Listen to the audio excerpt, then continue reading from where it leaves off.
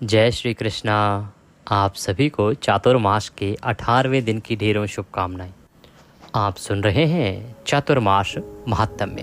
इस वीडियो में आप सुनेंगे आज 18वें दिन की कथा, 18वां अध्याय चातुर्मास महात्म्य, जो भगवान नारायण के सबसे पुनीत महात्म्य में से एक है और सबसे बड़े महात्म्य में से एक है, क्योंकि ये पूरे 120 दिन चलता है। इन 120 दिन में भगवान वासुदेव की भिन्न भिन्न कथाएं आती हैं, भिन्न भिन्न वृतांत आते हैं, भिन्न भिन्न महात्म्य आते हैं। उनका श्रवण करते हुए जब आप इस अध्याय को पूर्ण करते हैं तो नारायण कहते हैं कि चातुर्मास महात्म्य का यदि कोई आधा श्रवण भी कर ले तो उसके भी कई पापों के जन्मों का नाश हो जाता है। चातुर्मास महात्म्य श्रवण करने का पुण्य फल 1 किलो सोना दान करने जितना है। इसका एक एक अध्याय महत्वपूर्ण है, क्योंकि चातुर्मास में भगवान श्री कृष्ण ने सबसे बड़ा कर्म ही भगवान का महात्म्य सुनना, भगवान की कथाएं सुनना कहा है। इन 4 महीनों में जब नारायण क्षीर सागर में विश्राम करते हैं, देव सोए होते हैं, तो मनुष्य को भगवान ने एक ही कर्म दिया है, जितना हो सके महात्म्य सुनो। भगवान की भिन्न भिन्न महात्म्यों को सुनोगे, आपका कल्याण होगा। इसी श्रेणी में हम आपके लिए प्रतिदिन चातुर्मास महात्म्य सुना रहे हैं। साथ ही क्योंकि श्रावण का महीना चल रहा है तो श्रावण मास महात्म्य भी आप सुन रहे हैं। और सावन के महीने में विशेष रूप से फलदायी है क्या? भगवान शंकर का श्री शिव महापुराण का श्रवण करना। पूरे महीने हम आपको सुना रहे हैं श्री शिव महापुराण, उसका भी अवश्य लाभ लीजिए, आनंद लीजिए। शिव महापुराण यदि श्रवण में आप सुनते हैं तो भगवान शंकर कहते हैं कि मनुष्य अंतःकरण से शुद्ध हो जाता है, उसे सभी ऐश्वर्यों की प्राप्ति होती है और सभी कामनाओं को पूरा करता है तथा अंत में मेरे धाम को प्राप्त करता है। इतनी महिमा है सावन में शिव महापुराण सुनने की। तो थोड़ा थोड़ा समय निकालिए और इन समय में, इन दिनों में प्रभु के चरित्र सुनिए। जितने चरित्र सुनेंगे उतना आपका कल्याण होगा। आपने कल वृतांत में सुना कि किस प्रकार से देव ऋषि नारद गोलोक में जाते हैं, भगवान कृष्ण के दर्शन करते हैं। भगवान कृष्ण के दर्शन करके वो अभिभूत हो जाते हैं। भगवान श्री कृष्ण उनसे कहते हैं वर मांगो, और उसके बाद वो कहते हैं प्रभु आपकी भक्ति के सिवा मुझे कुछ नहीं चाहिए। तब नारायण ने उन्हें बद्रिक आश्रम में जाके और कर्म करने की उपदेश दिए हैं। अब वहाँ से देव ऋषि नारद निकले हैं और अब वो पहुँचे हैं बद्रिक आश्रम। बद्रिक आश्रम में जाके देव ऋषि नारद किस प्रकार से भगवान की साधना करते हैं, भगवान की आज्ञा का पालन करते हैं, ये हम सुनेंगे आज के अध्याय में। आज का अध्याय आरंभ करें उससे पहले आपसे निवेदन है कि भगवान की कथा का यह वीडियो है तो कृपया वीडियो को एक बार लाइक अवश्य कर दीजिएगा। मेरे नारायण की कृपा प्राप्त करने के लिए कमेंट बॉक्स में अवश्य लिखिएगा ओम नमः भगवते वासुदेवाय या जय श्री हरि।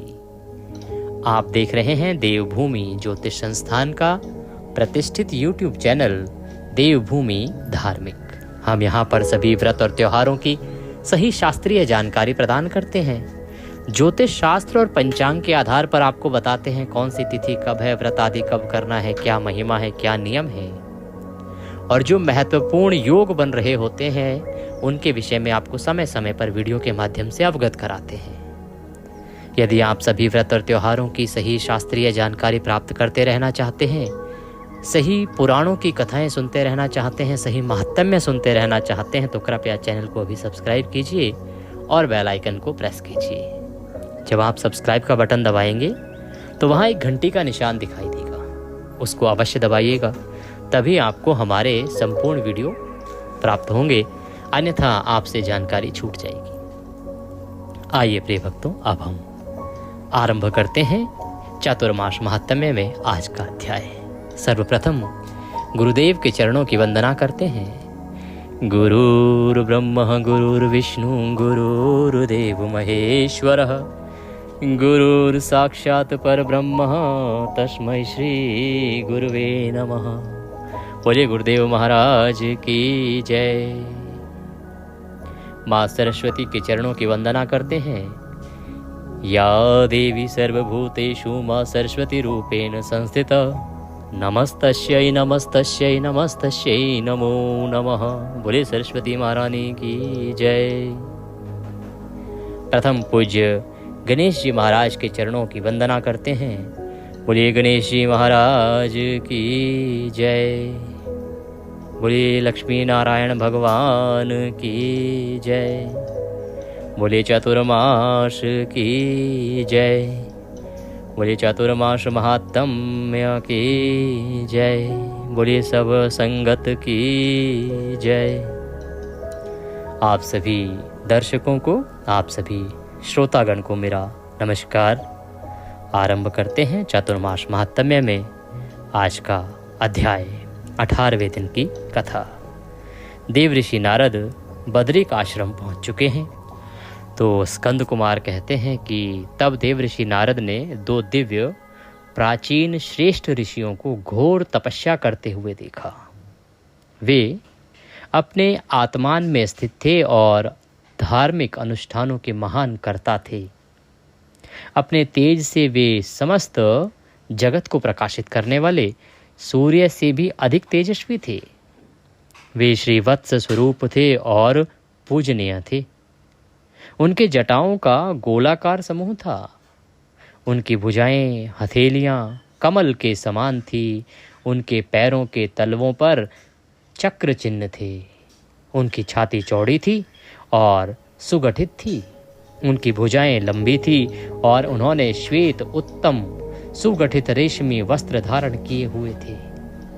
उनके ऊंचे ललाटों वाले सुंदर मुख, सुंदर पलकें और सुंदर नासिका थी। वे शुभ लक्षणों से युक्त थे। उनका स्वरूप अत्यंत तेजस्वी था। स्कंद कहते हैं कि देवऋषि नारद जब वहां पहुंचे तो उन्होंने देखा कि वहां 2 तपस्वी घोर तपस्या कर रहे हैं। उनकी तपस्या का तप उनके तेज से प्रतीत होता था। जो तेज उनके अंदर से निकल रहा था, जो वो दैदीप्यमान थे, उससे यह आभास होता था कि उन्होंने कितना तप किया है और कितनी शक्ति है उनके अंदर। उनको देवऋषि नारद ने देखा। उनके अंदर सभी प्रकार के शुभ लक्षण दिखाई देते थे कि ये भगवान के परम भक्त हैं। तब देवऋषि नारद उनके पास गए। उनके पास जाकर उन्होंने विनम्रता पूर्वक उनकी परिक्रमा की, क्योंकि भगवान के भक्त की परिक्रमा सर्वोत्तम साधन है। उन्होंने श्रद्धा पूर्वक उन्हें दंडवत प्रणाम किया। दंडवत प्रणाम करते हैं भूमि को स्पर्श करके। तब उन्होंने भूमि को स्पर्श करते हुए उन्हें प्रणाम किया। वे उनके सामने श्रद्धा पूर्वक हथेलियां जोड़कर खड़े हो गए। तत्पश्चात तप, तेज और तेज के धाम दोनों ऋषियों ने दिन के प्रथम प्रहर में किए गए अनुष्ठानों के अंत में अपना मौन तोड़ा। उन्होंने शांत भाव से पाद्य और अर्घ्य देकर नारद की पूजा की। वे अपने आसन पर बैठ गए और नारद कुशा पर बैठ गए। जब देवऋषि नारद वहां पहुंचे, उन्होंने उनको परिक्रमा करी और उसके बाद उनको प्रणाम किया। तो जो दोनों ही ऋषिवर थे, उन्होंने प्रथम प्रहर की पूजा करने के बाद अपने नेत्र खोले। देवऋषि नारद का आदर सत्कार किया, जो बनता है, जो विधान है कि पहले पद्य दिया, फिर अर्घ्य दिया और उसके बाद उन्हें आसन देकर बैठने के लिए कहा। इस प्रकार से जब देवऋषि नारद वहां आए, उन्होंने उनको बैठाया। जब वे वहां बैठे तो वह स्थान घी की आहुति पाकर प्रचंड ज्वालाओं से प्रकाशित यज्ञगृह के समान चमक उठा। जैसे ही वो तीनों वहां बैठे तो वो जो स्थान था, उसकी चमक, उसकी शोभा बढ़ गई। तब नारायण ने नारद को संबोधित किया, जो विश्राम कर रहे थे। उनका आतिथ्य और सम्मान के साथ स्वागत किया गया और उन्हें वहां आराम से बैठाया गया। नारायण ने कहा, हे ब्राह्मण, क्या हम दोनों के महान कारण सनातन प्रभु परमात्मा को आपने ब्रह्मधाम में देखा था?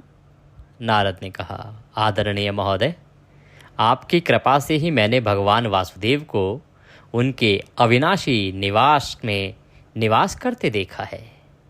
आप दोनों की सेवा के लिए ही उनके द्वारा मैं यहाँ भेजा गया हूँ, इसलिए मैं यहाँ आया हूँ। मैं सदैव उन्हीं के प्रति अनन्य भाव से समर्पित होकर आपके साथ रहूँगा।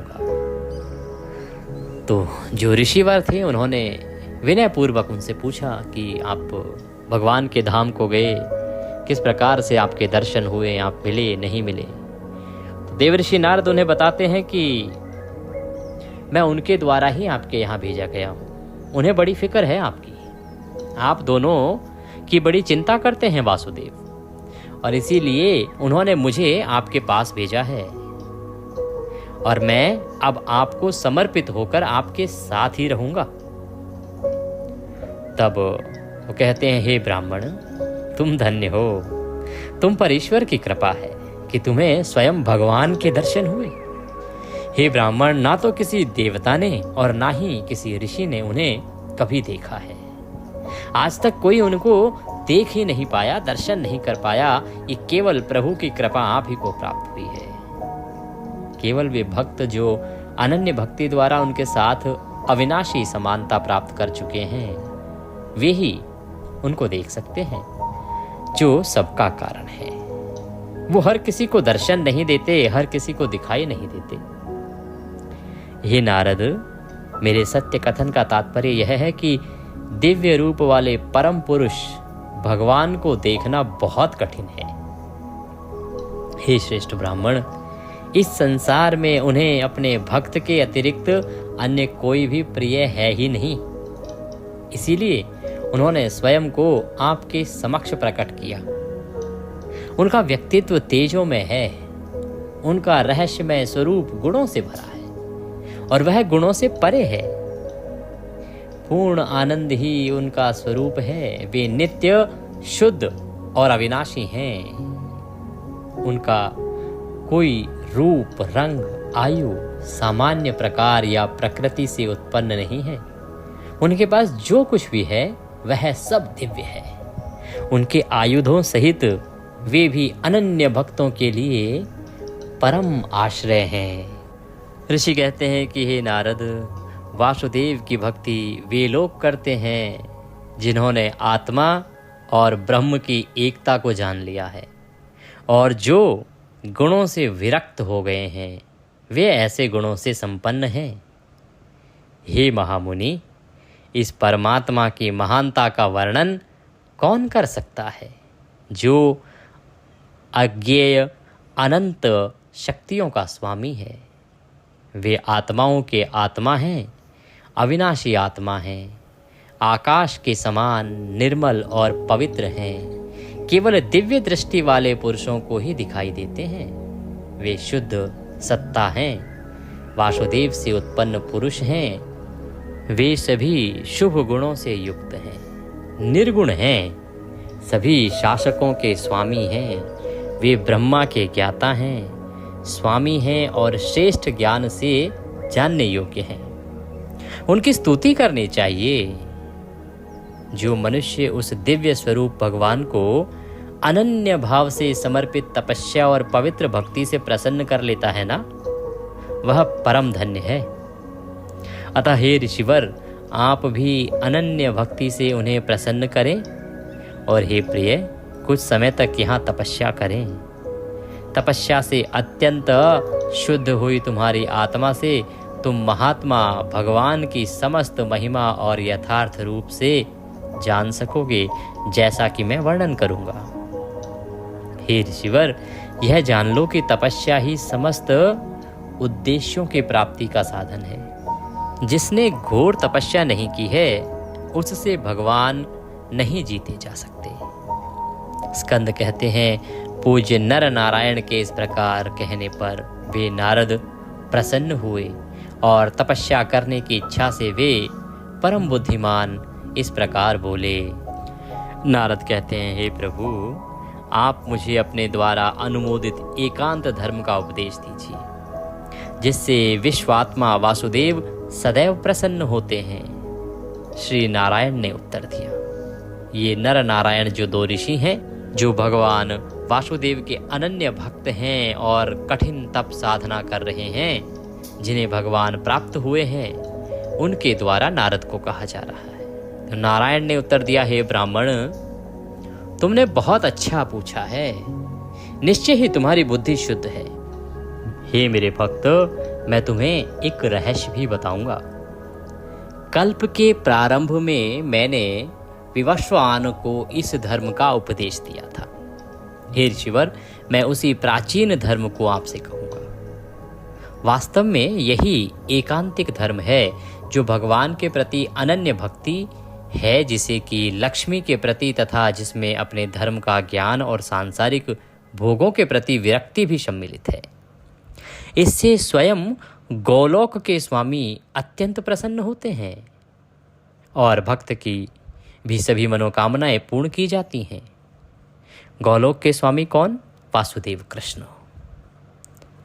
नारद ने पूछा, शास्त्रों के स्रोत आपसे मेरी स्वधर्म अर्थात व्यक्तिगत कर्तव्यों के लक्षण अलग से जानने की इच्छा है। आपको चाहिए कि आप मुझे स्वधर्म के लक्षण बताएं, अर्थात व्यक्तिगत जो कर्तव्य हैं उसके लक्षण बताएं। हे भगवान, आप ही सनातन धर्म सहित समस्त वेदों, आगमों और शास्त्रों के मूल उत्पत्ति स्रोत हैं। आप ही भगवान वासुदेव के अवतार हैं जो नाशवान वस्तुओं से परे हैं। आप दया के भंडार भी हैं और समस्त प्राणियों के कल्याण के लिए यही रहते हैं। ब्रह्मा जी तथा अन्य जो भी आपके अतिरिक्त हैं वे अपने अपने स्वाभाविक गुणों के अधीन हैं। वे धर्म आदि को यथार्थ रूप में नहीं जानते, अतः आप मुझे वो समझाइए। स्कंद कहते हैं कि धर्म के सर्वज्ञ पुत्र भगवान नारायण ने जिनसे दिव्य ऋषियों नारद ने इस प्रकार पूछा था, उन्हें यथाविधि व्यक्तिगत धर्म आदि बतलाया।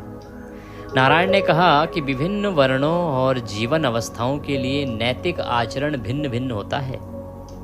अलग अलग वर्णों के लिए और जीवन की अलग अलग अवस्थाओं के लिए जो नैतिक रूप से आचरण होना चाहिए ना, वो सबके लिए अलग अलग ही होता है। इसे स्वधर्म कहते हैं, इसे ही अपना कर्तव्य कहते हैं। और यह सामान्य भी होता है और विशेष भी होता है। सबसे पहले सभी मनुष्यों के लिए समान धर्म जो कर्तव्य हैं उनको सुनो। अहिंसा को पहला सर्वोच्च कर्तव्य घोषित किया गया है। सबसे प्रथम कर्तव्य क्या बताया गया है? अहिंसा। वासुदेव कहते हैं इसको कि अहिंसा जो है वो पहला कर्तव्य है मनुष्य का। अस्पष्ट किसी व्यक्ति के मुख्य नैतिक सुझावों में से किसी भी जीवित प्राणी के प्रति उत्तेजक स्थिति में भी मानसिक प्रकार की दुर्भावना का अभाव अहिंसा या गैर चोट के रूप में जाना जाता है। किसी के प्रति भी प्रताड़ना भी नहीं करनी चाहिए। सत्य वह वाणी है जिससे किसी भी प्राणी को कोई कष्ट ना हो। तप शास्त्रों द्वारा अनुमत भोगों का न्यूनीकरण है। शुद्धि दो प्रकार की होती है, बाह्य शुद्धि और आंतरिक शुद्धि। दूसरों की वस्तु को उसकी अनुपस्थिति में या धोखे से ना लेना अछूतपन है। वो कहते हैं कि उचित ब्रह्मचर्य क्या है? उचित ब्रह्मचर्य होता है वासनाओं या इच्छाओं से दूरी, उनसे दूर रहना। लोभ और क्रोध का संयम, अर्थात मनुष्य ना तो लोभी हो और जब क्रोध आए तो उस पर नियंत्रण हो, संयमी हो। किसी भी योग्य व्यक्ति को प्रसन्नतापूर्वक धन का दान करना। व्यक्ति का कर्तव्य है कि यदि कोई योग्य पुरुष उसको मिल जाए, कोई योग्य ब्राह्मण उसको मिल जाए जो भगवान का भक्त हो, वेद पाठ करता हो, वेदों को पढ़ता हो, भगवान के पाठों का उपदेश देता हो और भगवान की भक्ति करता हो, ऐसा यदि कोई योग्य व्यक्ति मिल जाता है तो उसे दान करना चाहिए। भाग्य से जो मिले उसे उसी में संतोष करना चाहिए। और तीर्थ स्थानों में, यज्ञों में तथा अन्य धार्मिक कृत्यों में या स्वयं के लिए या दूसरों के लिए मानव जीवन के चारों उद्देश्यों की प्राप्ति के लिए हिंसा का पूर्ण त्याग करना चाहिए। जाति से पतन का कारण बनने वाले कार्यों से बचना चाहिए। ऐसे काम जिनसे जाति का पतन हो जाए उनसे बचना चाहिए। हाथ और पेट जनेंद्रिय और वाणी का संयम आवश्यक है। मध्य मांस और सभी दुर्गुणों का परित्याग करना चाहिए। व्यभिचार से दूर रहना चाहिए और अपने परिवार की परंपरागत अच्छी प्रथाओं का पालन करना चाहिए। ऐसा नहीं कि किसी भी प्रथा कोई अच्छी प्रथा है उसका भी विरोध किया जाए। माह के कृष्ण और शुक्ल पक्ष की एकादशियों के दिन निर्धारित 10 संयमों के साथ व्रत का पालन करना चाहिए। एकादशी के दिन 10 संयम बताए गए हैं, उनको धारण करके ही आपको व्रत करना चाहिए। उन 10 संयमों के बारे में हम समय समय पर एकादशी पर बताते हैं। आप में से जो भी दर्शक हमारे चैनल पर सदा हमारे वीडियो सुनते हैं उनको ज्ञात होगा इस विषय में।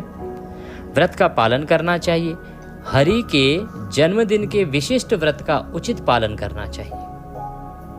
सरलता, संतों की सेवा, भोजन के बाद भोजन करना, निर्धारित नियमों के अनुसार भगवान की भक्ति के कार्य, ये सभी मनुष्यों के सामान्य कर्तव्य हैं। ये जितने भी मैंने आपको बताए हैं ये मनुष्य के सामान्य कर्तव्य हैं। ऐसा नहीं कि ये किसी के कहने पे आपको पालन करने चाहिए, ये तो हमारा दायित्व बनता है। मनुष्य को जीवन इसी प्रकार से जीना चाहिए। ये निर्देश हमारे पुराणों से हमें मिले हैं और ये स्वयं वासुदेव के द्वारा कहे गए हैं कि मनुष्य का जीवन कैसा होना चाहिए, मनुष्य का आचरण कैसा होना चाहिए और मनुष्य को जीवन में क्या करना चाहिए, क्या नहीं करना चाहिए। ये वो नियम है। कहते हैं कि ब्राह्मण, क्षत्रिय, वैश्य और शूद्र, ये 4 वर्ण जाति कहे गए हैं। हे ऋषिवर, अब मैं आपको प्रत्येक के विशिष्ट कर्तव्य बताऊंगा। ब्राह्मण के स्वाभाविक कर्तव्य क्या हैं? सबसे पहले ब्राह्मण के स्वाभाविक कर्तव्य आप समझिए। शांति। जो ब्राह्मण है उसको सदा शांति स्थापित करने का प्रयत्न करना चाहिए। स्वयं शांत चित्त रहना चाहिए और शांति के ही प्रयास करने चाहिए।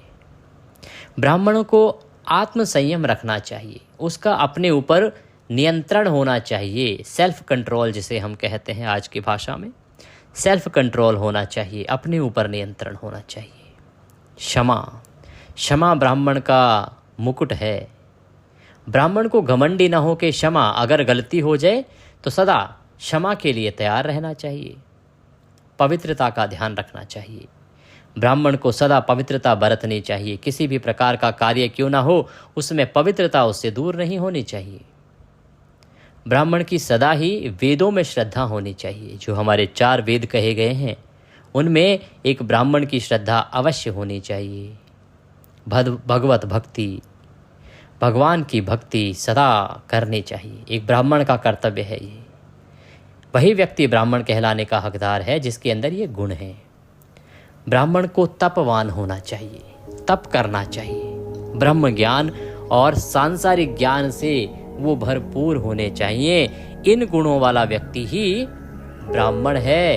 इन कर्तव्यों का पालन करने वाला व्यक्ति ही ब्राह्मण है। समझिए फिर से, एक समय वर्ण व्यवस्था थी, आज चीज़ें बदल गई हैं। आज जातियों ने स्थान ले लिया है, परंतु एक चीज़ का ध्यान दीजिए, वर्ण व्यवस्था में आप अपने कर्म के अनुसार बनते थे। जैसे आपके कर्म होते थे उसी श्रेणी में आपको माना जाता था। आज की जाति में जो जिस जाति में पैदा हो गया वो उस जाति का हो गया। मैं पुनः यही समझाऊंगा कि जिसके अंदर ये कर्तव्यों को पालन करने की क्षमता है, जो इन कर्तव्यों को पालन करता है वही ब्राह्मण है, चाहे वो वास्तव में किसी भी जाति का क्यों ना हो। दूसरा, क्षत्रिय के क्या कर्तव्य हैं उनको सुनिए। कहते हैं कि वीरता अर्थात वीरता के कार्य करना ये क्षत्रिय का प्रथम कार्य है, प्रथम कर्तव्य है। पहला दायित्व है क्षत्रिय का कि उसे वीर होना चाहिए और वीरता के कार्य करने चाहिए। उसे साहसी होना चाहिए, उसके अंदर अदम्य साहस होना चाहिए। उसे उदारवादी होना चाहिए। उदारता का गुण एक क्षत्रिय के लिए बड़ा महत्वपूर्ण है। बलवान होना चाहिए, मर्यादा का पक्का होना चाहिए। एक क्षत्रिय कभी भी किसी के साथ धोखा नहीं करेगा, मर्यादाहीनता नहीं करेगा और शरणागत होने की योग्यता। गौ, ब्राह्मणों और संतों की रक्षा करने वाला क्षत्रिय कहलाता है। जो गायों की, ब्राह्मणों की और संतों की रक्षा करने के लिए सदा तत्पर रहे, वही क्षत्रिय है। ये क्षत्रिय के कर्तव्य हैं। जो इन कर्तव्यों के अनुसार सोचता है, जो इन कर्तव्यों का पालन करता है, वही क्षत्रिय कहलाने का हकदार है, चाहे वह किसी भी जाति का क्यों ना हो।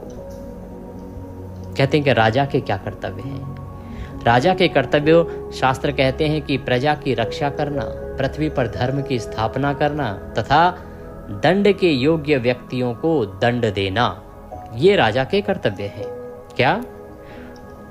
पृथ्वी पर धर्म की स्थापना और प्रजा की रक्षा करना। देखिए, राजा का अभिप्राय होता है हमारे किसी भी देश के शासक से। आज के समय में क्योंकि अब डेमोक्रेसी है, लोकतंत्र है, तो हमारे यहाँ जो भी प्रधानमंत्री कहलाता है वह राजा हुआ। और राजा का प्रथम कर्तव्य है आपकी जो जनता है, प्रजा है, उसकी रक्षा करना, उसको किसी प्रकार का नुकसान ना हो, उसको 3 वक्त का भोजन समय से मिलता रहे और प्रसन्नता से रहे। दूसरा कर्तव्य है पृथ्वी पर धर्म की स्थापना करना। ये हमारे शास्त्रों ने कहा है। जो आज के लोग कहते हैं ना जी, प्रधानमंत्री का धर्म से क्या लेना देना, अमुक का क्या लेना देना, राजा का कर्तव्य है ये। अगर राजा अपने राज्य में धर्म स्थापित नहीं करेगा तो प्रजा भटक जाएगी।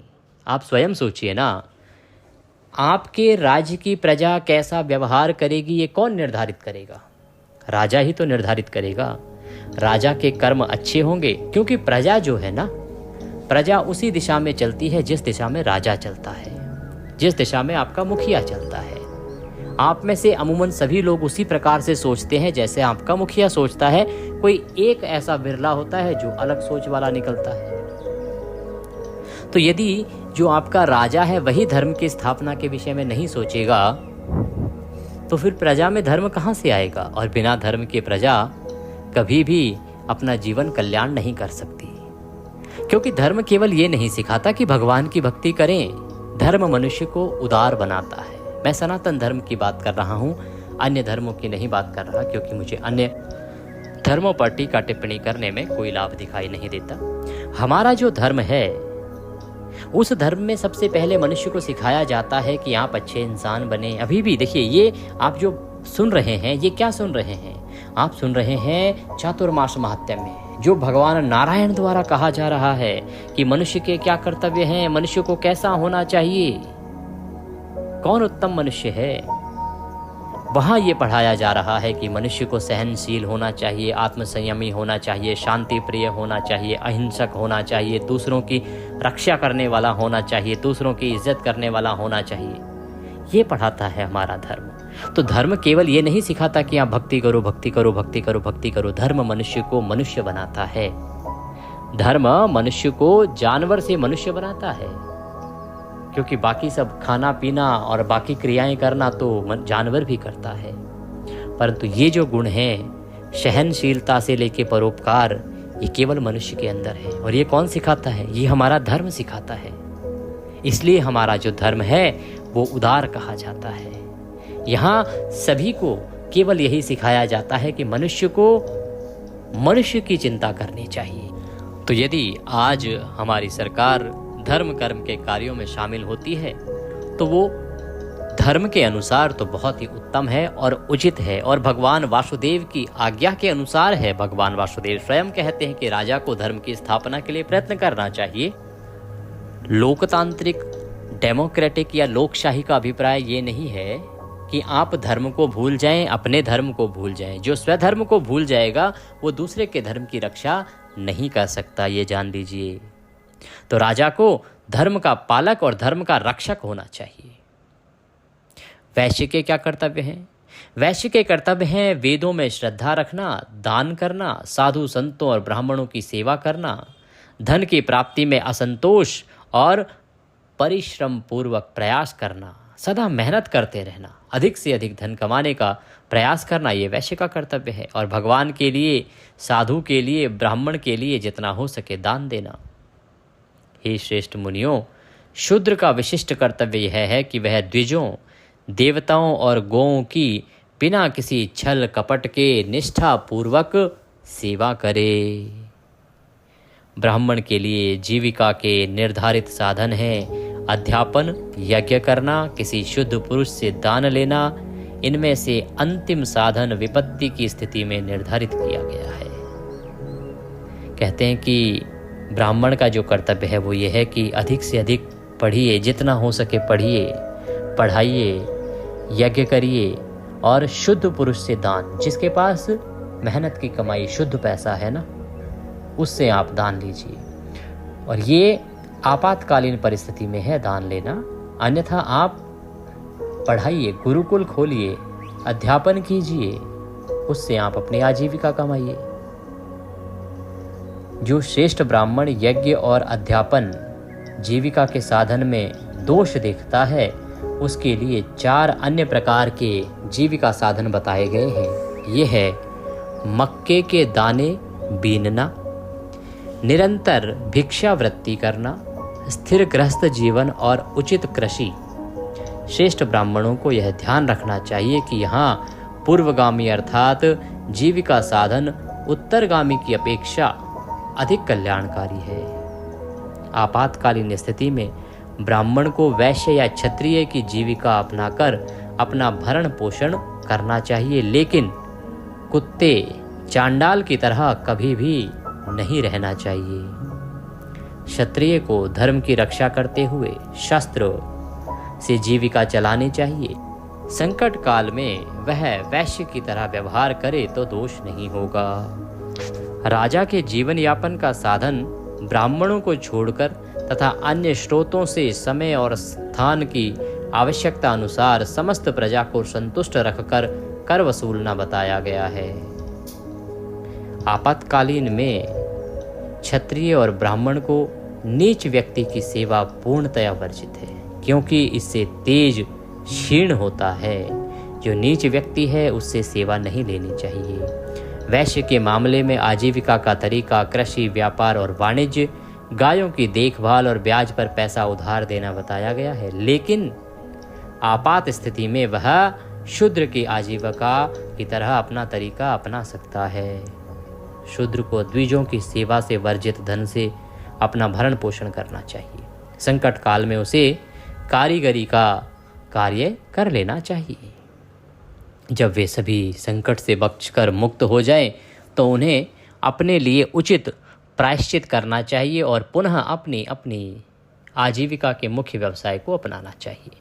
इस प्रकार से मनुष्य को अपना जीवन जीना चाहिए। जो लोग 4 वर्णों से परे हैं, उनका आचरण उनके परिवार की आवश्यकताओं के अनुरूप होना चाहिए और कल्याण के अनुकूल होना चाहिए। यदि वह चोरी, हिंसा आदि अधर्म से रहित हो। हे ऋषिवर, इस प्रकार मैंने वर्णों के कर्तव्यों का संक्षेप में वर्णन किया है।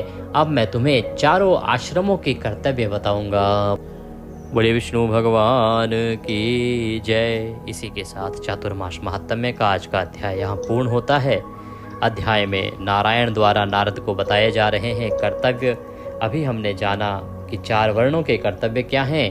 कल 4 आश्रमों के कर्तव्य आएंगे और नारायण के द्वारा बहुत ही शिक्षाप्रद अध्याय कल आने वाला है, जो मनुष्य के जीवन की राह मोड़ सकता है। इसके साथ ही आप अवश्य सुनिएगा आज का श्री शिव महापुराण अध्याय।